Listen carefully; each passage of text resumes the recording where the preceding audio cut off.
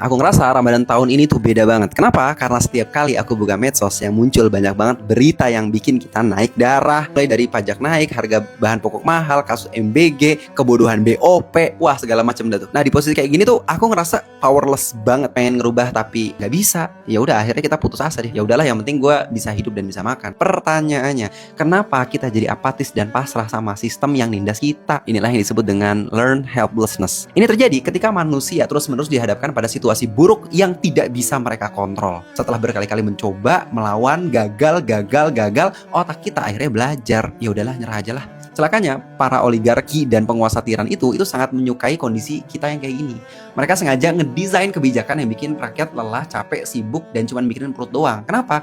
Karena rakyat yang udah kena learn helplessness nggak akan punya energi untuk menuntut haknya. Jadi keputusasaan kita adalah bahan bakar kejayaan mereka. Sekarang coba kita buka surat Al-Qasas deh. Allah Subhanahu Wa Taala menceritakan sistem pemerintahan yang paling zolim, paling absolut, paling manipulatif dalam sejarah, yaitu rezimnya Fir'aun. Rakyatnya diinjek-injek, dibunuh anak-anaknya, diperbudak, dan mereka persis ada di posisi nggak bisa buat apa-apa. Tapi lihat apa yang Allah Subhanahu Wa Taala deklarasikan di ayat kelima. Ini adalah deklarasi makar langsung datang dari langit. Wa nuridu an namunnu 'alal ladzina stud'ifu fil ard wa naj'alahum a'immatan wa naj'alahumul warithin. Dan kami akan memberi karunia kepada orang-orang yang tertindas di bumi itu, dan hendak menjadikan mereka pemimpin dan menjadikan mereka orang-orang yang mewarisi.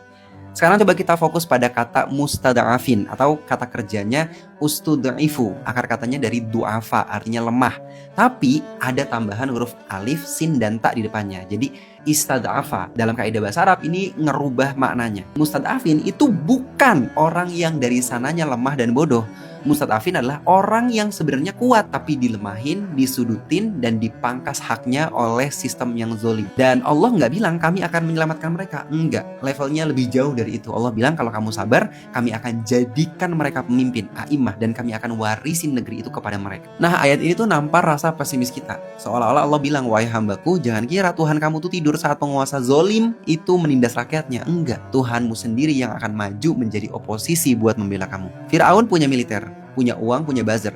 Tapi akhirnya apa? Hancur oleh air laut, dan kerajaannya diwariskan kepada rakyat yang dulu diludahin. Jadi tugas kita sekarang itu bukan membersihkan kebusukan ini besok pagi. Tugas kita adalah jangan biarkan kewarasan kita itu hancur oleh sistem zolim mereka. Teruslah bersuara sebisa kamu, luruskan niat kamu, dan tunggu tanggal main Sang Maha Pemilik Papan Catur.